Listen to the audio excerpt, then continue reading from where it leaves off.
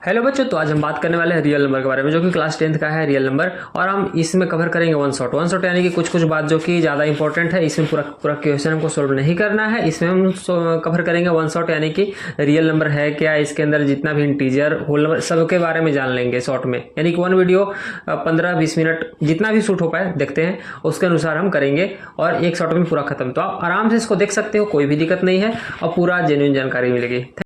तो चलिए शुरू करते हैं। यहाँ पर जैसे सबसे पहले तो यहाँ पर हम जानेंगे डेनोशन, जैसे कि आपको N, W, Z, I, Q, R ये सब दिखता है शॉर्ट फॉर्म में। तो ये क्या होता है? तो अगर एन आपको कहीं दिख रहा है तो ये है नेचुरल नंबर का सेट, यानी कि वहां पर आपको नेचुरल नंबर बताया जा रहा है। हाँ, अब नेचुरल नंबर यहाँ पर नेचुरल नंबर होता क्या है, नेचुरल नंबर के बारे में बात करेंगे क्या होता है ना, पूरा डिटेल में आखिर नेचुरल नंबर क्या है। फिर W set of whole number के बारे में बात करेंगे। फिर जेड, आई ये क्या है, सेट ऑफ इंटीजर। अगर कहीं जेड दिख रहा है आपको तो ये इंटीजर को दिखाता है, या फिर आई दिख रहा है वही इंटीजर को दिखाता है। अब जेड में भी अगर आपको जेड प्लस दिखे, क्या दिखे, जेड प्लस दिखे, तो आपको पॉजिटिव इंटीजर को दिखाता है। कैसा? पॉजिटिव को दिखाता है। और जेड माइनस दिखे तो वो आपको निगेटिव को दिखाएगा। बस वही आई प्लस आई माइनस, तो पॉजिटिव निगेटिव इंटीजर को दिखाएगा। क्यू आपको दिख रहा है तो ये रेशनल नंबर का सेट है। आर दिख रहा है तो ये रियल नंबर का सेट है। अब ये सब होता क्या है, इसके बारे में हम डिटेल में बात करने वाले हैं। ठीक है, यहां तक हो गया ये सब। अब बात करते हैं कि नेचुरल नंबर क्या होता है, होल नंबर क्या होता है, इंटीजर क्या होता है, सभी के बारे में बात करने वाले हैं। तो आप कंटिन्यू बना रहिए। सबसे पहले अब हम नंबर के बारे में बात कर लेते हैं। कुछ डायग्राम बनाया है, जो कि डायग्राम के द्वारा हम बताना चाहते हैं कि नंबर कैसे होता है, क्या होता है, किस तरह से डिफाइन होता है। तो नंबर को हम दो कैटेगरी में बांटेंगे, एक होता है रियल नंबर, एक होता है इमेजिनरी नंबर। इमेजिनरी नंबर को आपको 11th में पढ़ना है, जो कि आयोटा के रूप में आप लोग इसको जानोगे। रूट के अंदर भी निगेटिव आने लगता है, जिसको हम आयोटा, ये सबसे आगे बढ़ेंगे। इमेजिनरी नंबर जो कि वो रियल में एग्जिस्ट नहीं करता है, उसी को बोलते हैं इमेजिनरी, जो कि 11th में आप पढ़ोगे। अब रियल नंबर में आप बोलोगे तो रियल में होता है दो ठो, एक होता है रेशनल और एक होता है इरेशनल। रेशनल और इरेशनल क्या होता है इसके बारे में जानेंगे। हाँ, तो रेशनल को भी बांटोगे तो दो कैटेगरी में बांटोगे, एक तो फ्रैक्शन, एक इंटीजर। इंटीजर किसे कहते हैं? तो इंटीजर में पॉजिटिव नंबर होता है, निगेटिव नंबर होता है और जीरो भी होता है। तो वही यहाँ पर दिखाया है, निगेटिव और होल नंबर। होल नंबर यानी कि जीरो से जो शुरू होता है, 0, 1, 2 ये होता है होल नंबर। और यहाँ निगेटिव जैसे कि -1, -2, -3 ये हो गया आपका निगेटिव। तो निगेटिव नंबर और होल नंबर को इंटीजर में बांटा गया है। अब होल नंबर देखोगे तो होल नंबर है 0 और नेचुरल नंबर, वही तो 0 और ये नेचुरल नंबर। हल्का सा अब जो हम बात कर रहे थे, नेचुरल नंबर क्या है, होल नंबर क्या है, यहीं पर हम बात कर लेते हैं। नेचुरल नंबर आपका होता है काउंटिंग नंबर। नेचुरल नंबर क्या होता है? ये आपका ये होता है काउंटिंग नंबर, जो आप गिनती नहीं गिनते हो, तो ये होता है काउंटिंग नंबर 1 2 3 4। हाँ, और 0 को जब हम इंक्लूड कर देते हैं तो ये बन जाता है पूरा होल नंबर। यानी कि कोई पूछेगा कि 1 क्या है, नेचुरल नंबर की होल नंबर, तो 1 तो आपका दोनों है, होल नंबर में भी आ रहा है 1 और नेचुरल नंबर में भी आ रहा है 1। कहीं काउंटिंग नंबर 1 से शुरू होता है। हाँ, लेकिन वही 0 पूछेंगे तो 0 केवल होल के अंदर आता है, नेचुरल तो 1 से शुरू होता है। तो यहां पर मैंने डिफिनेशन दोनों का बता दिया शॉर्ट में, नेचुरल का और होल नंबर का। निगेटिव नंबर में यहां पर आपका माइनस साइन लगा हुआ रहेगा। वही इंटीजर में निगेटिव नंबर तो 1 2 3 4 के पहले खाली माइनस लगा दो। निगेटिव में किसी भी नंबर के पहले माइनस लगेगा वो निगेटिव हो जाएगा, लेकिन वही इंटीजर के अंदर जो निगेटिव है वहां पर 1 2 3 4 ये सभी के पहले माइनस लगा हुआ होना चाहिए, है ना।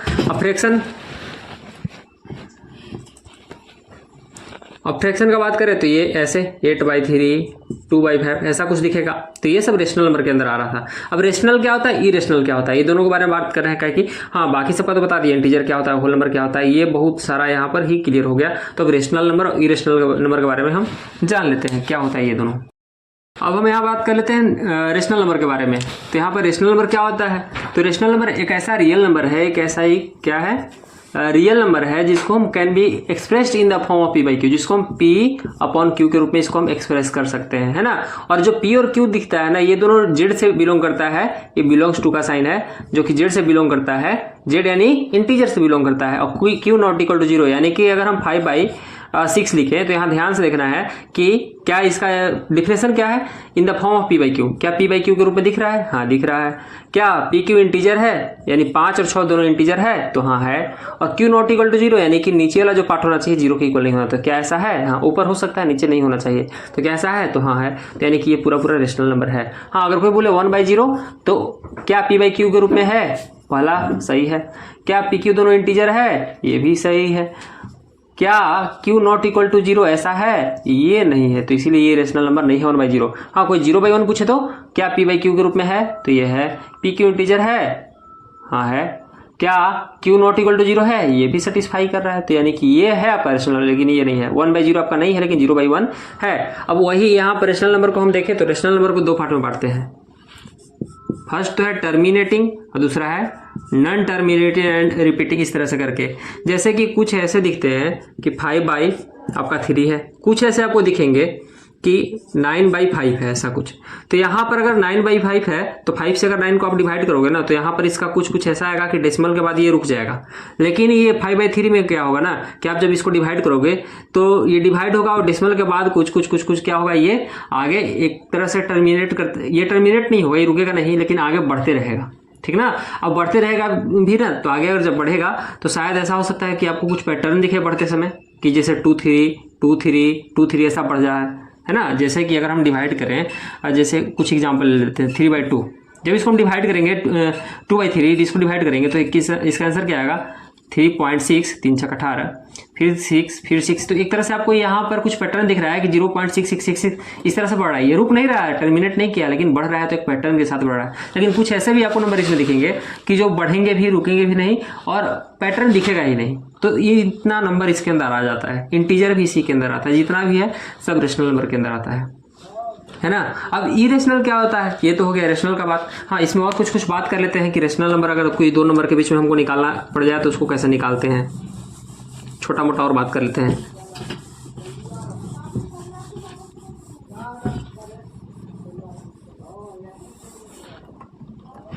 जैसे कोई दो नंबर है, जैसे let's say A and B दो नंबर है।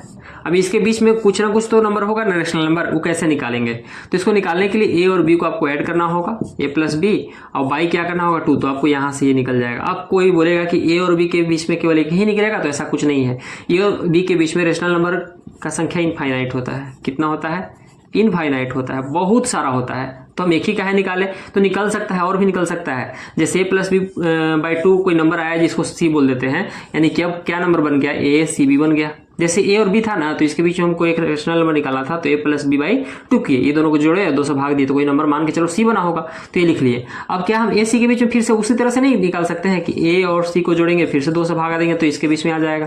क्या CB के बीच में निकाल सकते हैं, निकाल सकते हैं कि C और B को ऐड करें और 2 से भागा दे तो इसके बीच में निकल जाएगा, इस तरह से आ जाएगा। अब बोला जाएगा क्या इतना ही आएगा, नहीं और आ जाएगा। मान के चलो आप इसको D बोल दिए हो और इसको E बोल दिए हो, तो अब क्या बन गया नंबर, A हो गया, D हो गया, C हो गया, उसके बाद E आया है, फिर B आया है। तो क्या AD के बीच में फिर से नहीं निकल सकता है, हाँ निकल सकता है, A + D/2। क्या CD के बीच में निकल सकता है, क्या C + D/2। C और E के बीच में फिर से निकल सकता है, C + E। क्या इन दोनों के बीच में निकल सकता है, इस तरह से बहुत सारा निकल सकता है। हाँ, रेशनल नंबर किसी दो नंबर के बीच में रेशनल नंबर निकालने का बहुत तरीका होता है, इसमें और भी तरीके होते हैं। जब ज़्यादा निकालना रहता है तो उसमें कुछ और तरीका होता है, लेकिन 1 2 निकालना रहता है तो इसी तरीके से हम लोग चलते हैं। A + B/2, ये दोनों को ऐड करो, 2 से भाग करो, निकल जाएगा आराम से। तो ये कुछ रेशनल नंबर निकालने का तरीका था। नॉन टर्मिनेटिंग, टर्मिनेटिंग भी बता दिए, वो कुछ रेशनल नंबर में ही होता है। अब इरेशनल नंबर के बारे में बात कर लेते हैं। तो उसमें था कि कैन बी एक्सप्रेस्ड या can be written in the form of P/Q, लेकिन इसमें क्या है, can not be written in the form of P/Q। इसको नहीं लिख सकते हैं P/Q के रूप में, जहां पर PQ इंटीजर होता है, Q नॉट इक्वल टू 0 उसमें था, है ना। तो इसको नहीं लिख सकते, उसको लिख सकते हैं। अब यहाँ पर कौन कौन सा नंबर यहाँ पर आएगा, तो यहाँ पर है कि non terminating and non repeating.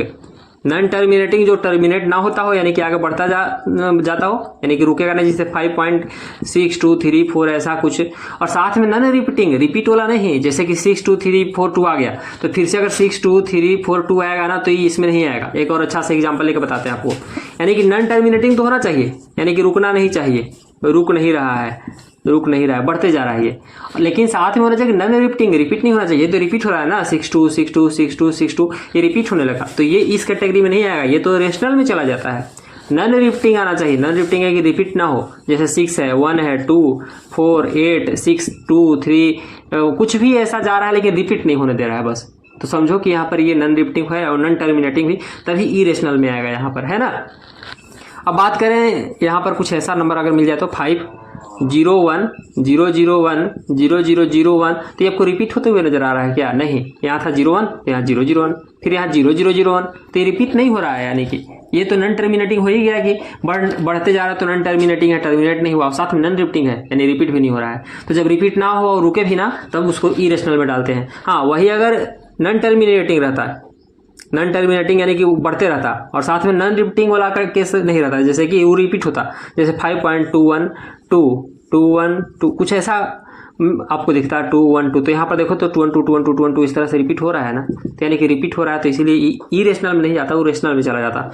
अब जैसे कि और कुछ दिखता, जैसे 5.35, तो ये क्या है, टर्मिनेटिंग है कि नॉन टर्मिनेटिंग, तो ये तो टर्मिनेट कर गया, रुक गया, तो ये भी रेशनल में चला जाएगा, ये भी आपका रेशनल में है। और अगर 5.232323 इस तरह से रिपीट होते जा रहा है, तो ये भी आपका रेशनल में है। हाँ, लेकिन जब ऐसा है तो इरेशनल में चला जाएगा, नॉन रिपीटिंग है ना, तो इरेशनल में चला जाएगा। तो ये आपका इरेशनल नंबर था। इरेशनल नंबर के अंदर कौन कौन से आते हैं, नॉन टर्मिनेटिंग, नॉन रिपीटिंग। इसका एग्जांपल अगर हम देखने के लिए दे तो एग्जांपल क्या होता है इसका, जैसे √2 हो गया आपका, √3 हो गया, तो ये हो गया इरेशनल नंबर, है ना, ये बढ़ते जाएगा, रुकेगा भी नहीं और साथ में रिपीट भी नहीं होगा, तो √2 √3। हाँ, √4 बोले तो ये नहीं होगा, क्योंकि √4 का वैल्यू क्या होता है 2, तो ये तो रेशनल नंबर में चला गया, है ना। पाई आपका हो गया, पाई, है ना। अब बोला जाएगा कि पाई तो इरेशनल के अंदर आता है, लेकिन वही 22/7 ये रेशनल के अंदर क्यों चला जाता है, तो ये कभी भी मत बोलना कि पाई बराबर 22/7, तो ऐसा नहीं होता है। पाई लगभग 22/7 के बराबर होता है, एग्जैक्ट नहीं होता है ना। इसीलिए ये इसका वैल्यू कुछ ऐसा होता है कि ये नॉन टर्मिनेटिंग भी होता है, नॉन रिपीटिंग भी होता है, इसीलिए ये इरेशनल के अंदर आ जाता है। और 22/7 तो फिर से p/q ये सब चेक करेंगे तो ये तो हो गया रेशनल नंबर, यानी कि पाई आपका क्या है, पाई आपका इरेशनल नंबर है इसमें, और 22/7 क्या है आपका रेशनल नंबर के अंदर आता है। तो इस तरह से आप इसको भी चेक कर सकते हो। हाँ, अब जैसे लॉग ये सब पढ़ोगे तो उसमें एक होता है ई, 2 पॉइंट करके कुछ इसका वैल्यू होता है, तो ई भी क्या है आपका इरेशनल नंबर के अंदर ही है ना। पाई भी क्या है, इरेशनल नंबर के अंदर ही है। तो कुछ कुछ ऐसे वैल्यू है जो कि इरेशनल में ऐसे आ रहे हैं, तो आप इसको भी देख सकते हो। तो कुछ इस तरह से रिवीजन इसका हो गया। अब बात करते हैं कि रियल नंबर क्या होता है। जैसे हम लोग रेशनल और इरेशनल देख लिए, अब रियल नंबर क्या होता है। अब आ जाते हैं हम लोग रियल नंबर के ऊपर। जैसे पूरा तो ये सब जान लिया, अब रियल नंबर होता क्या है, मेन तो चैप्टर था रियल नंबर। तो रियल नंबर क्या होता है, रियल नंबर तो एक तरह से कंबाइनेशन होता है। किसका कंबाइनेशन होता है आपका, रेशनल नंबर और प्लस में इरेशनल नंबर, ये दोनों के कंबाइनेशन को ही रियल नंबर बोलते हैं। यानी कि आपका जो रियल नंबर के अंदर एग्जांपल भी लिखोगे ना, तो जितना भी आप बोले हो पाई 22/7 है ना, 22/7 या फिर 2.62, जितना भी आपका नंबर था रेशनल नंबर में वो सब आ जाएगा इसमें, और जितना भी नंबर था आपका इरेशनल नंबर में वो भी सब आ जाएगा इसमें। तो वही है आपका ये रियल नंबर, क्योंकि नंबर को तो दो कैटेगरी में हम बांट ही चुके हैं ना, रियल नंबर और क्या, इमेजिनरी नंबर। जो कि इमेजिनरी भी बिल्कुल भी नहीं पढ़ना है, तो जो इमेजिनरी हट गया तो रियल में तो बाकी सब हम लोग पढ़ ही दिए। तो जितना भी नंबर हम लोग पढ़े हैं सब रियल नंबर के अंदर आ जाता है। यानी कि रूट के अंदर आयोटा ये सब छोड़ करके जो भी हल्का सा बताए थे वो छोड़ दो, बाकी जितना भी पढ़े हो आप, rational number, irrational number, whole number, जो भी है ना सब इसके अंदर आ जाएगा रियल नंबर के अंदर। यानी कि सिंपल अगर आपको डिफिनेशन भी लिखना है तो आप इसको लिख सकते हो ऐसे कि the combination of rational number and irrational number are called real numbers, है ना, या bundle of rational number and irrational number are called real number. Example बहुत सारा दे सकते हो, रेशनल वाला भी और इरेशनल वाला भी। इसमें एक छोटा सा कंसेप्ट बचता है, एक ठो तो इसमें डिलीटेड है, शायद सीबीएसई में आप चेक करना, लेकिन एक ठो हल्का सा बता देते हैं। LCM इंटू, ये कभी भी काम आ सकता है, जरूरी नहीं कि एग्जाम में। LCM इंटू HCF बराबर प्रोडक्ट ऑफ 2 नंबर्स। यानी कि अगर LCM और HCF दोनों का प्रोडक्ट लेना तो ये किसके प्रोडक्ट के बराबर आएगा, 2 नंबर का प्रोडक्ट के बराबर आएगा। जैसे कि 2 नंबर 2 और 3 है, तो ये दोनों का प्रोडक्ट यहाँ कितना आ जाएगा 6, और 2 3 का LCM कितना आता है, ये भी 6, और HCF कितना आएगा 1, तो 6 और इसका प्रोडक्ट भी 6। यानी कि अगर ये 2 नंबर का LCM निकाले, ये 2 नंबर का HCF निकाले, तो दोनों का प्रोडक्ट ले लेते हैं, और ये दोनों खुद नंबर का प्रोडक्ट लेते हैं, तो दोनों आपस में इक्वल हो जाएगा। यानी कि ये फॉर्मूला आपका बनता है कि LCM of this number and HCF of this number, product इन दोनों का equal to product of 2 numbers, इन्हीं दोनों का प्रोडक्ट। सिंपल, LCM इन दोनों का, HCF ये दोनों का, इन दोनों का गुना, और बराबर में प्रोडक्ट ऑफ 2 नंबर्स, ये दोनों का गुना, तो ये बराबर आता है आपस में।